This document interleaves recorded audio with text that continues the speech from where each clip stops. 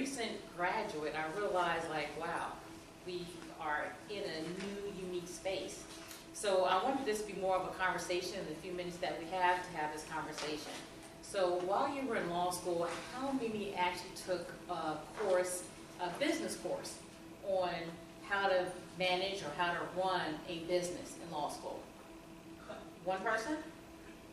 1.5? A possibility. But if that's somewhat reflective right now, because there's a lot of things going out that says like, hey, you have learned a skill set, but not quite how to practice that skill set. You have not necessarily learned how to practice law either. We know a lot of theory, we know a lot of cases, but we really don't know how to go out there and practice. That's the reason why they encourage clinics. That's the reason why they encourage clerkships, because that's really how you learn how to practice. Now, once you get past that hurdle, if you want to go to be a solo practitioner, how do you learn to manage a business? And Georgetown has a wonderful program, it sounds like, but it's not happening in most places and in most schools. So the next thing you have to realize, like, how do I make this happen? So if we look at what's currently out there, there's like 3 models, and one you could say is the civil rights and public interest, volunteer lawyers, and indigenous defense services. So where's the next step? So one of the things that I thought about was a theme. And I thought that when the legal community has a cold, the people of color in the legal community have the flu. So if it's a problem already in one area, if you want to add on minorities and people of color, it is 2 or 3 times as bad. So what do we actually do about it, and how do we get from where we're at to where we need to be? And so when we're talking about students and the student's perspective, some it may have been a few years, some it may be a couple months, and we're still dealing with that horror and that pain. But where do we get the help? How do we create this new model, and what do we need to have that take place? So one of the things that I thought about that would be important is like preparing students not only for the business perspective and what do we actually do from there. The next thing that we really need to talk about is how do the current models fit, and what do we actually need to do. Today has been a wonderful example of actually looking at how technology can come in, but we also need to link that back to the law schools. Because how do we learn? If lawyers are now learning about it in forums like this, how do we bring it back to the students in law school? Unless we're invited, unless we're mentored, we really don't know about what we're going to need to be able to do for that. So when I thought about this presentation and what I could actually add, I was like, man, that's a tough subject, because we're already intimidated. You got to go through the bar. You got to go to the next step. But once you realize, like, I have taken the bar, if I have to put out my own shingle, what do I do? What examples are really out there? And then if you want to serve a particular population, social justice, you're already on the total pool. Even if you go to a place that's already out there, you may think in DC, 45,000, possibly 60,000 for a social justice public interest job. It's really not a lot. Now you add that on to, I want to do this on my own. There's that gap. There is not a platform. So this new model of how we can make it realistic, affordable, and access to resources, it's a lot of sharing of information. But we need for you to come back to the beginning, where some of you have been for a long time, but that's back into law school. And to help have these forums in the law school, and to begin that training and that practice. So one of the questions that I have is like, how many have actually gone back to share what you're doing now at a local law school? So it could be 100%. No, Tracy, here is what I would ask. There are a couple of questions. When we've had events in law schools, it's hard to get the students' attention and to get them to engage, in an immediate sense on a particular day. And I don't know if that's because they're in class or you guys are communicating through some mechanism, that I'll find out about in 5 years when it's like over. So that's one thing. The other thing is, I don't know if this is, you tell me if this is changing.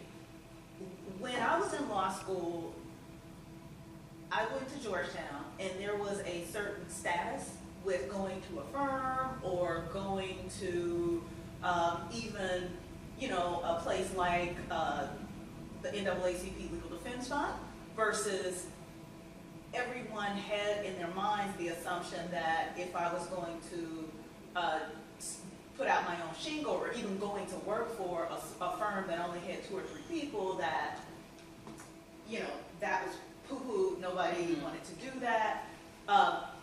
Is that changing for your community? So for my perspective, because I went to school particularly for social justice, public interest, so a lot of my colleagues at the University of the District of Columbia, David A. Clark School of Law, that's the reason why I became law school. So our perspective is a lot different. And so I may not be the best person to ask, but when I talk to other colleagues in the larger community, sometimes that's not their focus. There are people that go to Georgetown and other places that really want to go out and help these communities for that, but there are these different tracks and these different programs that focus on that. And so for us, it would be to contact our similar groups or partner with other organizations like the National Lawyers Guild and organizations that have similar interests, and work through those organizations to co-present at the universities. And most universities have organizations such as that, and those students would be the ones that would have more of an ear to hear what is going on. So I think that that could be helpful, and most of them have similar organizations that you can begin to have that conversation with, so getting in contact with those and then spreading that message from there. Or there are certain organizations, certain schools that have that social justice focus and beginning that process from there. Earlier this morning, there's also this recent study out of Texas that says that Black and Hispanic attorneys find disproportionate satisfaction in solo small practice compared to large firm, which I think is data that, I mean, I don't know if it's relevant in DC, but I know both of your law schools, Georgetown and DC School of Law, are sort of other different ends of the spectrum, and how your peers, you know, how you do that. I'm at Mitchell Hanlon, a working person's 120-year-old law school in Minnesota, but what our students look forward to and what the University of Minnesota students look forward to is often somewhat different. I will offer this caveat though. 2 years ago, so every year, Lawyers of Color, what we traditionally do are lists that recognize and honor minority attorneys. And our premier list is the Power List. And we did one 2 years ago, and we had general counsel, managing partners from big law firms, and we had a day slate. And students came, but we had it in the auditorium at GW. And let's say the auditorium was 20% filled for most of the day. But the last session of the day was, which is traditionally a time when everyone's cutting out. It featured the attorneys for the families of Trayvon Martin, of the gentleman, Rodriguez Crawford, who'd been shot and killed in Walmart with the toy gun. And and there was one other social justice attorney on the panel, and it was standing room only. And so I do see where that's changing, because GW is also, I would have thought the students would have been in the mindset of Georgetown, and it was standing room only. So Were those small firm attorneys? yes, Yeah, I mean, well, you know what? They were the kind of firms that I don't know if you were here. Were you here for George Hazel? Judge Hazel. Yeah. And they were the Billy Martin, because they're represented by the Cochran firm and Benjamin Crump, who represents Trayvon Martin. So they were. That's right. So yes, Okay. they were Cool. the premier plaintiff firms. Cool.